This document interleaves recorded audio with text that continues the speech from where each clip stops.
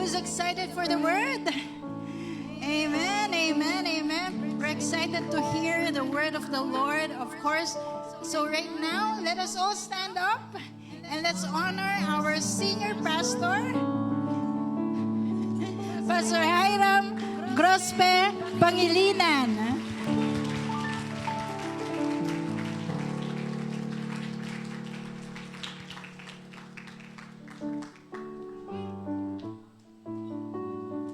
Happy anniversary, everyone!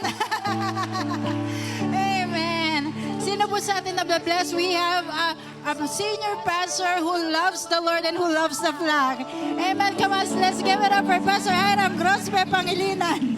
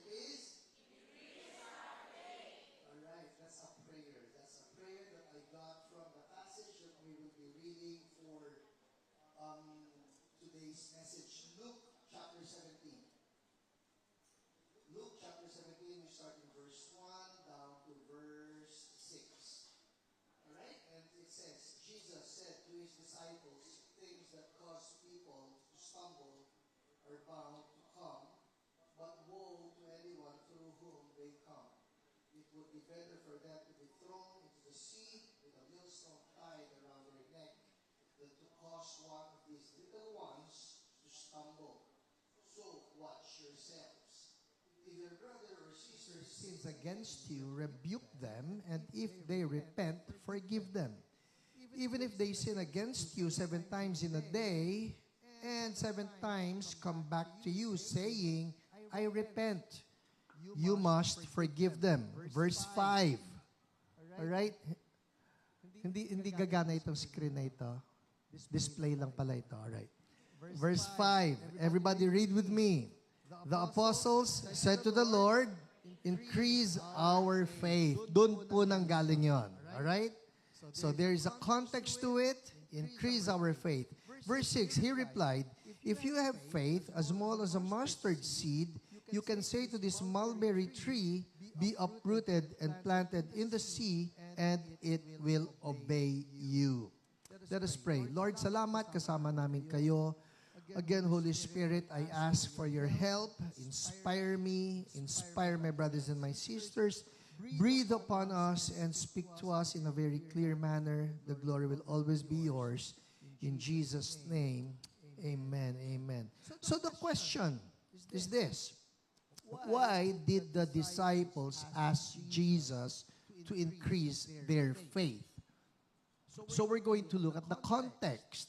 Ano ba sinabi ni Jesus that would necessitate the disciples to ask Him, Lord, increase our faith? Kasi po, as we look at this story, I believe that for each one of us and for the entire church so blessed, not just the mother church, but for all of the daughter churches, we need to be praying this same prayer again. individually and corporately, Lord, increase our faith. Saan? Increase our faith for what? Let's look at how it flowed. Sa verse 1, sabi rito, Jesus said to His disciples, things that cause people to stumble, everybody say people, all right, things that cause people to stumble are bound to come. But woe to anyone through whom they come. Obviously, si Jesus po, when He said this, so He has His sights on all of these people, the masses, everyone. The heart of God is always for people. For God so loved the world, and the world would be people. God's heart is for people to be saved. God's heart is for people to have eternal life. Pero sinasabi niya rito ngayon, things that cause people to stumble are bound to come. Saan manggagaling yung stumbling block? Again, the context. Si Jesus, you remember, when He was preaching the kingdom of God, may mga kontrabida sa ministry niya. Tingnan mo yung katabi mo. Sabihin mo sa kanya yung mga religious leaders yon. Alright? Hindi yung katabi mo. So, may mga religious leaders who were teaching the people wrongly, and Jesus is saying, alam mo, yung mga people na ito, the religious leaders are causing the people to stumble. So, woe to anyone through whom they come. And then He says this, verse 2, it would be better for them, the religious people, the religious leaders, for them to be thrown into the sea with a millstone tied around their neck than to cause one of these little ones to stumble. Pansinin ninyo kung paano si Jesus, He starts in verse 1, He's talking about the people, all of these masses. And now we can just think of this, that there are more than 7 billion, probably even 8 billion people all over the world. Only 2 billion profess to be Christians, at yan ay nominal pa, hindi tayo sigurado kung talagang Kristiyano. But many others, there are billions of people who are just stumbling in life, and the way that the Lord would talk about them, would refer to them, is that they are little ones. All these people, maski matatanda na yan, ang tawag ni Jesus, little ones. Bakit niya ginamit yung term na little ones to refer to people? Well, we can suppose that He's using the term little ones because people, in general, they are groping their way in darkness. Nangangapa. They don't even know what's right from wrong. Kaya sabi ni Jesus, mga little ones yan. Naalala niyo ba nung bata kayo na mayroon yung mga sinasabi sa inyo yung magulang ninyo na pagka ikaw nadapa, lalabas yung kanin sa sugat mo? Nasabihan ba kayo na ganon? Sino sa inyo yung nasabihan yung pag nilunok mo yung buto ng pakwan, tutubo yan sa tiyan mo? At takot, nakakatakot yun. Di ba? Well, guess what? These people who will just believe anything and everything, Jesus used the same term for the people of the world. They're little ones, and they don't know what's right from wrong. Ngayon po, this world is in such a darkness that they're groping their way. Ano ba ang tama? Ano ba ang totoo? And the Lord is reminding His people, the believers, the disciples, the church, that's all of us. Again, tell the person next to you, ikaw yun. May assignment tayo so that we will not be the ones who will cause these little ones or the people around us to stumble in the darkness. We need to be shining our light. Which leads me to the first lesson. Ang sabi ng mga disciples, Lord, increase our faith. Faith for what? Ito po yan. Faith to win people. We need to win them before darkness takes over them. We need to win them before any of these lies capture them. This world is just so full of lies. Honestly, ang dami po ngayon ng mga kasinungalingan na nag-aaway-away at naglalaban-laban to capture the hearts of so many people, and the church must be advancing the kingdom instead of being quiet about it. Bigyan ko kayo ng halimbawa. Ito pong mundo natin ngayon, like even in the church, the push for universalism. Ano yung universalism, Pastor? Yan ba yung nanggaling ng Universal Studios? Hindi po. Corny nun. Ano yung universalism? That is the belief that all of these religions actually lead to one God. Lead to the same God. At tinutulak yan ng ilang mga churches ngayon. Itinutulak yan ng ibang churches ngayon. I know of one particular pastor who is teaching this, na nagulat ako, sabi ko, siya? Hindi yata po pwede. Born again yun, kilala ko yun. Matino yun. Sabi sa akin, hindi, Pastor. Yun ang tinuturo na nila ngayon. Universalism. There are lies that are causing people to stumble. There is this secular humanism na lahat ng mga tao, the center of everything would be humans. Don't hurt people, don't offend people. Sa atin nga ngayon, parang okay lang na ma-offend si God, wag lang ang tao. We cannot preach anything that will offend people, but we can live lives and talk about anything that may offend God. Never mind God. That's secular humanism. You talk about communism. Nagugulat ako all along I thought that when the Berlin Wall came tumbling down, patay na ang communism. Well, guess what? It's back. Anong gagawin natin as a church? That's the question. The church must be asking the Lord, Lord, give us faith so that we will also be the ones to shine your light in this darkened world. So increase our faith. Faith to win these people before any of these lies take over. I want you to look at Jonah chapter 4, verse 11. Jonah 4, verse 11.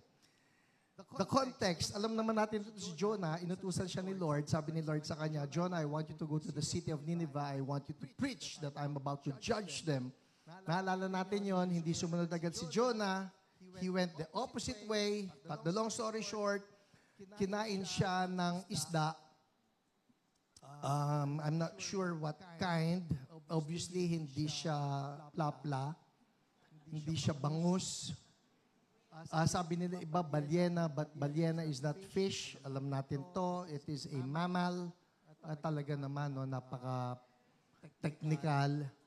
Well, some are supposing baka yan daw a great white shark because great white sharks can have that appetite and can actually have the size. The biggest great white shark that was captured, as far as I can remember, was about 36 feet na haba at laki.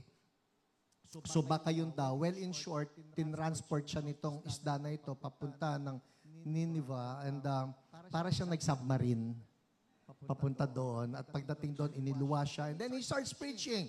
40 days and judgment will come. 40 days and judgment will come. Well, guess what? The king of the city actually says, Oy, we don't want this judgment. So he declares a national day of fasting and prayer. I suppose that's what's needed for our nation right now. We need someone to call for a national day of prayer and fasting. May mga nagtatanong sa akin, ito po, totoo ito. Pastor, ikaw, dito sa mga nangyayari ngayon, saan ka kampe? Doon sa 12 o sa 11? You know my honest answer, ito po yan I don't know what's the truth. I don't know. Nakakalungkot that we cannot even tell the truth. Pero ito yan Nung nag-declare itong king, sabi niya, everybody fast. Everybody fasted. All men, all women, young and old, they fasted. Hindi lang yon. Pati mga hayop, isipin nyo, nag-fasting. Pinagbawal kumain ng hayop. Siguro nakakita ng baka, kakain ng damo. Oy, bawal yan, fasting. Alam mo yun, pagkatapos yung aso umiiyak, hindi po pwede, fasting. Yung parrot nangihingi ng bird feed, no, fasting. Bawal. They were all repenting. Well, guess what? God took note. And He says, no judgment for you. No judgment for you. Dito nagalit si Jonah and he says, Kaya nga ayoko mag-preach dyan because I have always known that you are a God who is compassionate, slow to anger, abounding in love. Ito po yung sagot ni Lord sa kanya. Jonah chapter 4 verse 11. Look at this. Ang sabi rito, should I not have concern for the great city of Nineveh in which there are more than 120,000 people? Si Lord may survey na sarili, ha? He knows how many people were living in the city. More than 120,000 people who cannot, read with me, who cannot tell their right hand from their left. And also many animals. Hindi nila alam anong kanan sa kaliwa. Ngayon po, hindi nila alam kung male sila o female. Hindi nila alam kung anong tama at mali, anong totoo. Alam niyo, the question of Pilate right now, what is truth? We cannot tell the truth as far as the world is concerned. So who's going to tell people the truth? That's the church. And the truth we know is Jesus Christ. Tell the person next to you, may assignment tayo. What's our assignment? We need to win people. Get them out of darkness, bring them to light. So what's our assignment? Ako po ito, I can be bold about this. Alam ko assignment ko. My assignment is to tell people about Jesus. Kalimutan ko na kung ano yung pwede kong sabihin, ano ang aking political opinion or what. But I can be bold about this, that our assignment is to win people to Jesus Christ. So our prayer is, Lord, increase my faith. Increase my faith. I need to be more vocal about Jesus. Kahapon po, I had the wonderful opportunity, and I'll call it a privilege. Meron pong isang very dear sister, very dear ate, very dear tita, in the Methodist Church that requested me if I can do a Thanksgiving service for her because she was she turned 80, no? 80 years old. Sa mga kilala siya, you must know or you may know Ate Olive De Leon. And so I got to speak in her birthday Thanksgiving celebration. Nakakatuwa lang. At the Lord was just so glorified in that particular celebration. Pero ito yun, the highlight was this. Well, highlight for me. Kasi pauwi na kami. So it was a long drive. Coming from McKinley, pauwi kami.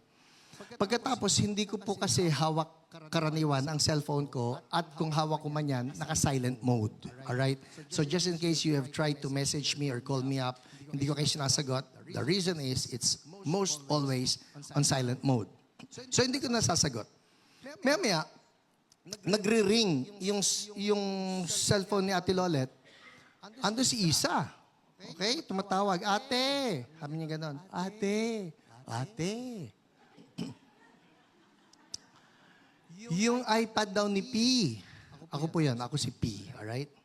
Yung iPad daw ni P, naiwan niya. Sabi ko, hala, bakit ko may iwan yan? Bakit ko may iwan yan? So nandun ako, naglalaro isip, bakit ko may iwan yan? Para ba nagulat pa ako, madalas ko po naiiwan to. Alright? Naiiwan ko yan sa Baguio, naiiwan ko yan sa Mindanao, naiiwan ko kung saan-saan. And paano ko naiwan yan? Cut the long story short, naiwanan ko daw sa keyboard nung event. May keyboard doon, nag-praise and worship. So, sabi ko na lang, ipalalamove na lang. So, lalamove. Pero ito yon, malungkot ako kasi naiwan ko yung iPad ko. And of course, pagka tinransport yan, naisip mo, ano ang mangyari sa iPad ko? Nandiyan yung libo-libong sermons ko. Kung sino makakuha niyan, nasa kanya na lahat ng sermons ko. At pag may narinig kayo na sermon ko lahat yung sinasabi, dahil nakuha niya iPad ko. Okay? So at the back of my mind, sabi ko, bakit ko na naman naiwan yan? Anyway, nakauwi na po kami. Maya-maya, dumating si Lala Move. And there was the person, nung na-deliver na niya, masaya na ako. Sa akin na yung Lala Move. Sa akin na yung iPad ko. Sabi ko, sandali, may kulang eh. So, sandali lang, Brad. Sabi ko, hinto siya, kuha ko na sure ka na ba? And on my way out, nakita ko may mga New Testament kami na nasa bahay. Paglabas ko, like what I usually do, I shared the sure ka na ba. Ang pangalan niya, Jeremy. Jeremy, Sabi ko, ay, anong pangalan mo? Jeremy. Jeremy, sabi ko, ang tanong kasi sa'yo, sure ka na ba? Sabi ko, sure sa saan ka pupunta pagkatapos na tayo ay mamatay. Ito, 1, 2, 3, ABC. In short, pagdating po doon sa prayer, sabay kami nag-pray at tumanggap siya kay Jesus. Hallelujah yon, di ba? Amen. Sige, palakpakan natin si Lord doon. Tapos tinanong ko siya, meron ka bang Bible? Wala po, sir. Sabi ko, maski sa bahay, wala po, sir. Tamang-tama. Alam ko na kung bakit ko naiwan yung iPad ko. Para marinig mo ito, makatanggap ka kay Jesus at magkaroon ka ng Bible. Gusto ko lumago ka kay Jesus. At may cellphone ka, opo, sir, ito. Sabi ko, pasukin mo yung Church So Blessed, paki-like, para sa ganon, lilitaw at mayat-maya, baka makita mo rin ako dyan. Why am I sharing this? Ito po yan eh. Jeremy is among those many who don't know right from left, right from wrong, light from darkness. Kinakailangan may magsasabi sa kanila. And the prayer is, Lord, increase my faith because I need to start winning people to you. I know you've heard me say this time and again. I know you've heard me tell you, mag-share ka ng gospel. But the question remains, meron ka bang sinisharean o meron ka na bang nasharean? May naakay ka na ba kay Lord? Bakit kailangan yon? Because these people don't know right from wrong, but they need to know Jesus. Amen? Sabi mo yung katabi mo, increase our faith. People need Jesus. Let's move on. Andar tayo sa pangalawa. Ang sabi rito, sabi ni Jesus, verse 3, so watch yourselves. If your brother or sister sins against you, sino rito meron ng nagkasala sa inyo? Alright? Well, I suppose that goes for all of us. May brother na naka-offend sa'yo, sins against you. May sister na nagkasala sa'yo. Ang sabi rito ha, if your brother or sister sins against you, rebuke them. Alright? And if they repent, forgive them. The rebuking part, parang mas madali yun eh. Mas madali. Ang pangit ng ginawa mo sa akin. Pero yung, I forgive you, medyo may struggle. Ito mas malupit. Verse 4. Even if they sin against you 7 times in a day. Wow. Hindi lang minsan ha. 7 times in a day. Parang ganito eh. Ginawa sa'yo mali. Tapos, magigalit ka na. Sabi niya, sorry. Sige, okay. Inulit eh. Pagkaulit, sorry. Okay.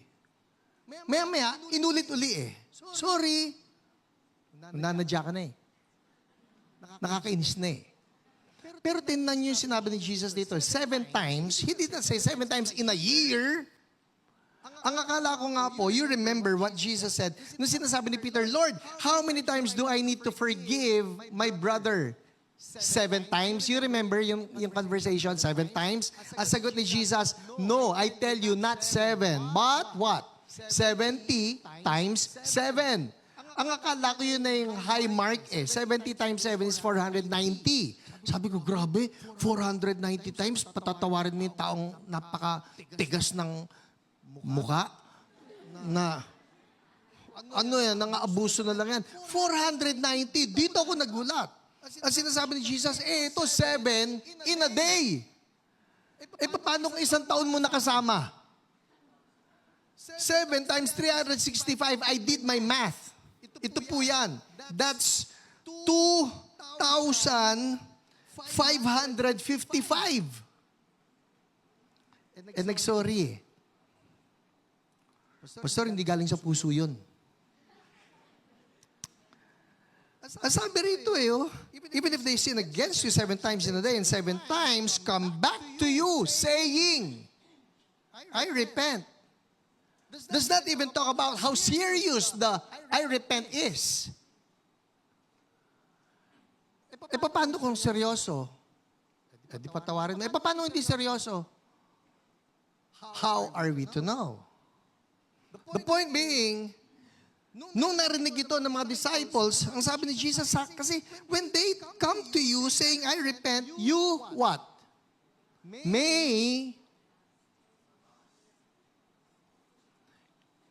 You must forgive them. Everybody say must. Ano ibig sabihin nun?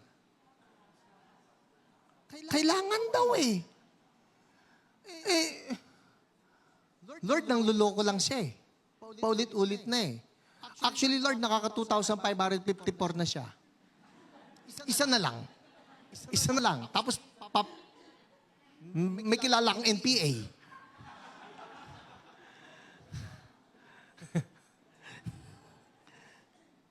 But, ito yan ha, ito yan. This is how heavy the teaching is, that when Jesus was telling His disciples, you know what, sabi niya, do not be the stumbling block to these people, all right? And just in case they get to offend you, just in case they get to say nasty things against you, just in case they get to do wrong against you, and they repent, they say, I repent, or they say, sorry, or they say, sorry po, forgive them. You must forgive them.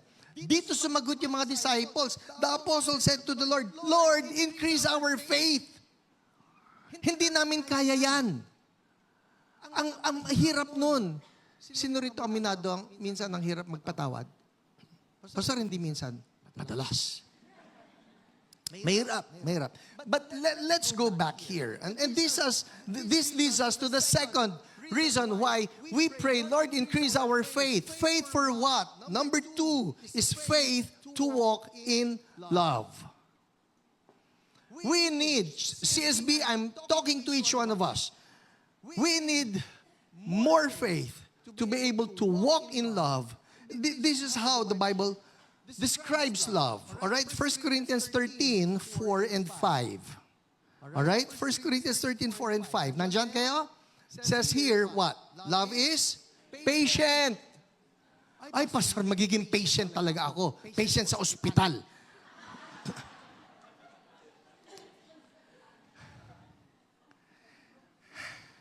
Ito po siguro habang nagsisermon ako nito, may mga ini-imagine na kayo ng mga tao. Ay, nakahaba na. Hindi ba po pwedeng tama na lang si Peter yung 7 times? Hindi eh. Hindi ba po pwede 70 times 7? Hindi eh. 2,555 times, which is basically telling us it's never ending. I'm telling you, this world is just so full of offenses. Sobra. The world that we live in is a very offensive world, and the world that we live in is full of offended people. Minsan wala ka pang ginagawa na offend na eh. Bakit ka ba na-offend? Ayoko sa'yo, ayoko ng mukha mo. Ayoko ng ilong mo, ayoko ng kilay mo, ayoko ng... Alright, everybody say love. Sabi mo yung katabi mo, I love you with the love of the Lord. Alright? Ano ba yung love of the Lord? Ano ba yung love of the Lord? Okay? Love is patient. Love is kind. It does not envy. It does not boast. It is not proud. Ito ba? It does not dishonor others. Bigat yun. How many times have we dishonored someone? Just by our thoughts.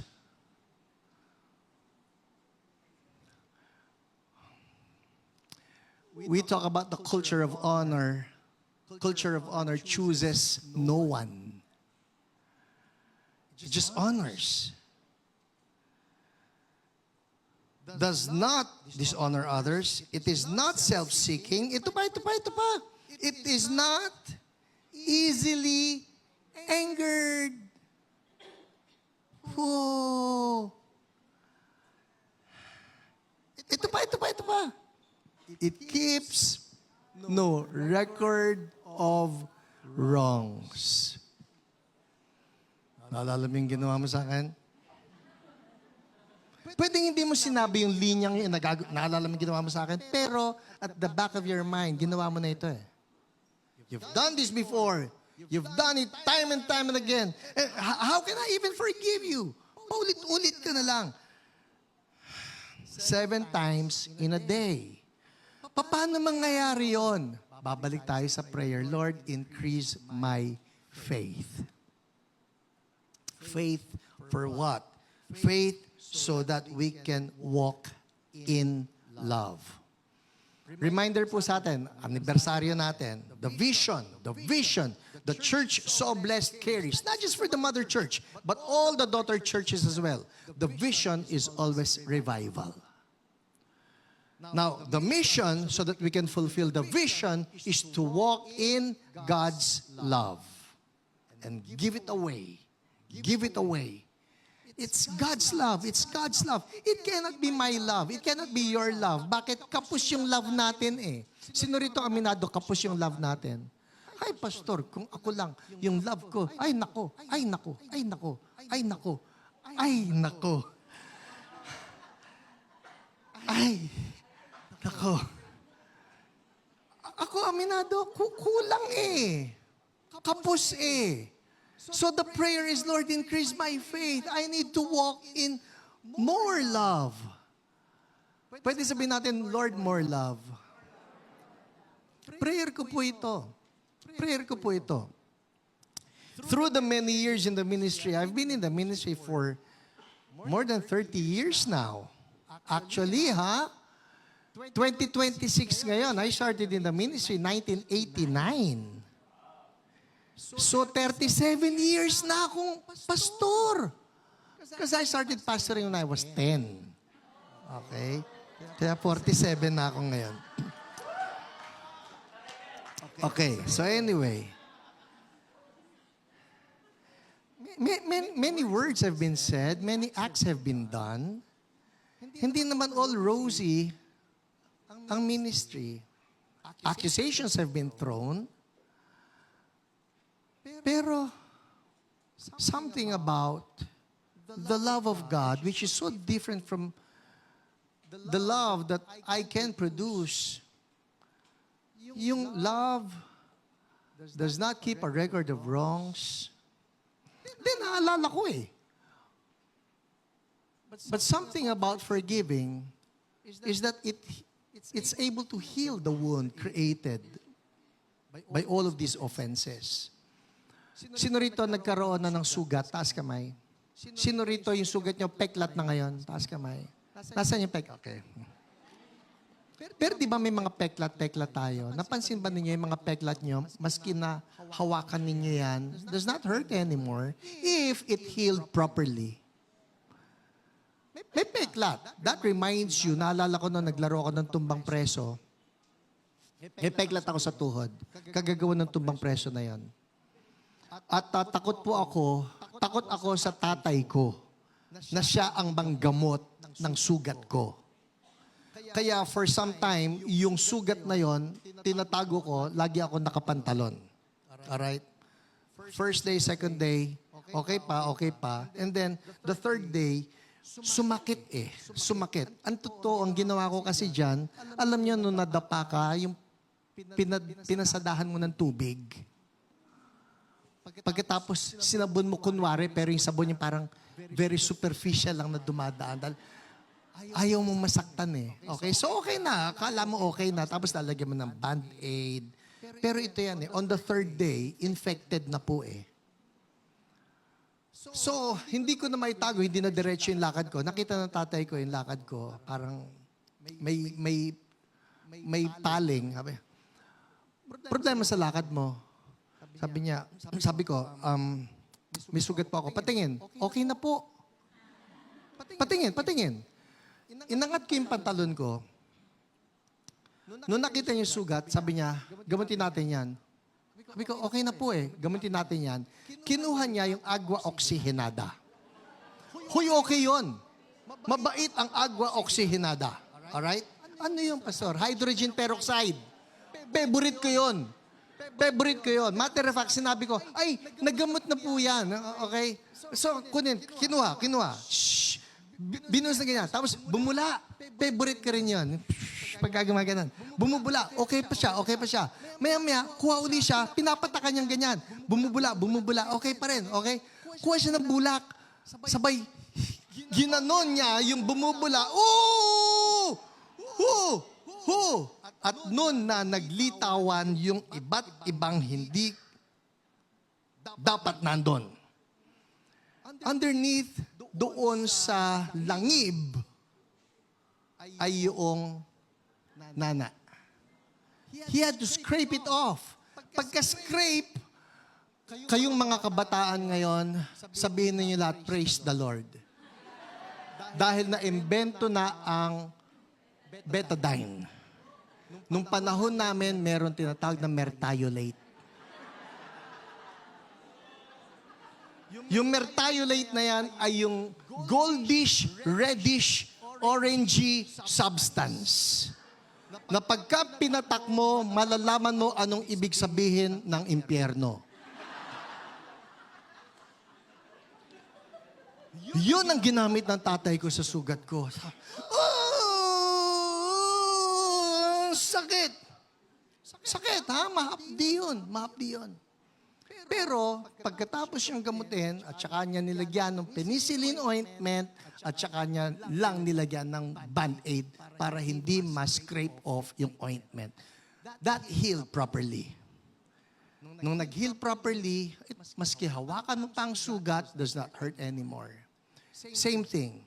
Sa church po, when you have wounds, and every time there is a memory coming up, nung ginawa sa'yo, eto na naman tayo. Galit ka uli. Bakit? The wound did not heal properly. Kinakailangan mo ng spiritual mertiolate. Wag naman. Betadine na lang. Ang punto, it's hard to love when you have a wounded heart. So here, the disciples are telling Jesus, Lord, increase our faith. We need to love more. We need to love more. Sabihin mo katabi mo, I need to love more. Ano yung sinabi ni Jesus? John 13:35. He says this, by this, everyone will know that you are my disciples. What? If you love one another. That's it. Everyone will know. We are Christians because we love one another. Again, tell the person next to you, I love you. Yung kabila rin, I love you. In Jesus' name. Pero ito yan, ha? Okay. Ang isipin nyo ngayon, yung mga nakasakit sa'yo. Alright? Now, in your mind, itong taong ito, nasaktan ako rito. Lord, increase my faith. I need to release love for that person. May naaalala na kayo na tao? May mukha na bang lumitaw? Ay, pastor. Ay, Lord, nakakatakot. Kamukha ni Frankenstein, no? Nakita mo yung mukha. I want you to release this. Sabi mo, in Jesus' name, I forgive you. I love you. That's crucial. Bakit? If we are to be a revival church, we need to be a loving church. Amen? So, dalawa na yung napag-uusapan natin. Increase our faith. Number one is increase our faith to win people to Jesus. Number two is that we need to increase our faith to walk in love. Hi, CSB. I've always said this time and again, love is the fuel. Love is the fuel for revival. We cannot be pushing for revival and yet don't have love for people. Mahal natin lahat. Mahal natin ang body of Christ. Mahal natin lahat ng tao. Amen? Alright. Thirdly, andar tayo. So ito na sila. Sabi ni, ang bigat naman yan, Lord. If they sin against you 7 times in a day and 7 times come back to you saying, I repent, you must forgive them. Sabi, Lord, increase our faith. So the Lord promises, He's increasing your faith. Just step out in faith. Step out in faith. Just release forgiveness. Release forgiveness. Lagi po ng prayer ko, Lord, let it not be said that there's one person in this planet that will face me, that I cannot look in the eye, and in my heart, just know, wala akong masamang tinapay sa'yo.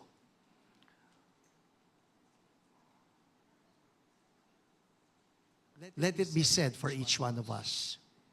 Kung may iniiwasan kang tao, kung may kinakatakutan kang tao, because that thought of getting wounded is haunting you, today is that day God is reminding you, just ask the Lord, Lord, increase my faith so that I can love everyone. Finally, number 3, sabi ni Jesus, kakaiba si Lord. Sabi, the apostle said to the Lord, increase our faith. He replied, if you have faith as small as a mustard seed, you can say to this mulberry tree, sino nakakita na ng mustard seed? Mustard seed. Okay. Sa mga hindi pa po nakakakita, gusto ko sana magpamigay ngayon eh. Yun nga lang, sobrang liit talaga niya. Ganito, let me put it this way. Ang alam natin na seed, munggo. Alright? Ang laki po ng munggo.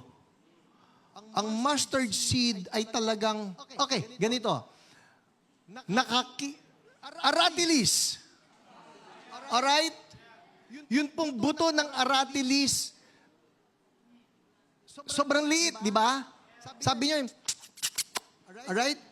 Yung buto ng aratilis, dagdagan nyo lang ng konting-konti, siguro doble nung buto ng aratilis, ganong kaliit ang mustard seed. Liit. Because it does not have anything to do with how big our faith is. It can be as little as a mustard seed. But what matters here is the one that you are placing your faith in. And that's the bigness of our God. So sabi niya ngayon dito, if you have faith as small as a mustard seed, you can say to this mulberry tree, be uprooted and planted in the sea, and it will obey you. The third thing here about increasing our faith, and this is a reminder for all of us, CSB, it is this.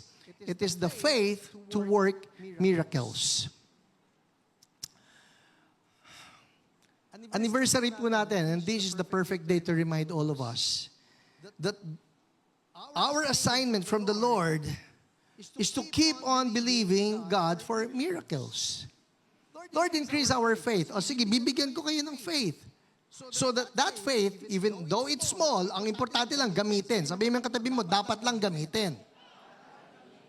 Alright? Because if you use that small faith, if you use that faith as small as a mustard seed, ang importante, ginamit mo eh. Kaysa, wala. Sino sa inyo rito nagtanim na ng aratilis? Napansin niyo ba hindi natin tinatanim yung aratilis? Sino nagtatanim ng aratilis? Ang totoo po yan, nagtatanim ng aratilis, ibon eh. Naghukay talaga ng ganyan, tsaka binaon yung seed, tsaka, hindi po. Yung ibon, kumain ng aratilis, tapos inipot. Pwede sabihin niya sa pulpito, opo, ipot ng ibon. Umipot siya. Kaya kung saan natanim o bumagsak, sakto lupa, eventually it will grow. That's how it is with aratilis. Alright? The point being, you tell God, Lord, increase my faith. And God says, alright, CSB, I'm giving you your prayer request. I'm giving you faith. And this faith, if you use it, again, next person to use, sabi mo, use it. Pag ginamit mo, tutubo eh. Tutubo eh. And that's our prayer, Lord. Use CSB to continue on working miracles. Because God has given this to us as our DNA, and we're just so happy and so blessed and so privileged. Lord, salamat pinagkatiwala ninyo ito sa amin. And I don't ever want to lose this DNA. Kagabi po, nagpe-pray kami ni Ate Lolet. And I prayed the prayer. Probably you've heard me say this before. My prayer is for this to be the revival that will never need to be revived. You've heard me say that. Lord, let this be the revival that will never need to be revived. Kagabi po, habang nagpe-pray, for some reason, I said this to the Lord. Sabi ko sa Kanya, Lord, I know I've said this before, let this be the revival that will never need to be revived. But tonight, I'm praying, if you need to revive this revival, let us have the humility to just pray for it again. Lord, revive this revival. Revive this revival. By that, I mean, kung ano yung DNA na binigay sa atin ni Lord, let's not lose it. I don't want to lose this. I have seen movements in church history that started well, but ended up poorly. I don't know if you've heard of the greatest and longest ever revival in church history.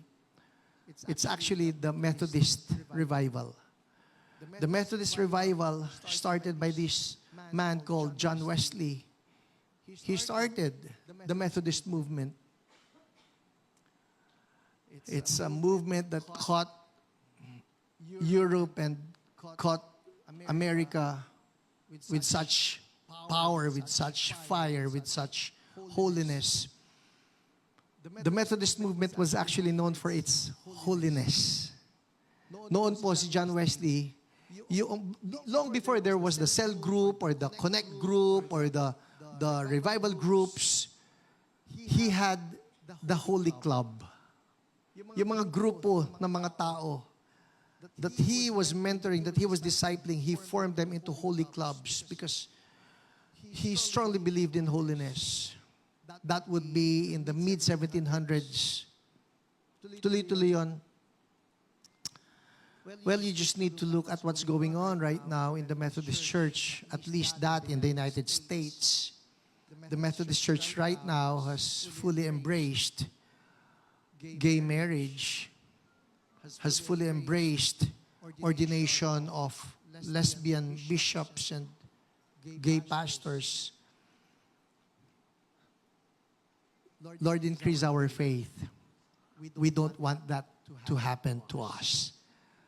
We want that we will keep on moving and performing and doing miracles in your name. Bawal mawala yung apoy. So I've been reflecting on this. Sabi ko, Lord, the past year, how many of us actually moved in signs, actually moved in wonders? Pero ito po yung isang observation ko, not to be hard on myself, not to be hard on the church. Bakit nga ba? Dati-rati, I don't know if you were with us during those times and during those days. The body of Christ will gravitate towards where we were.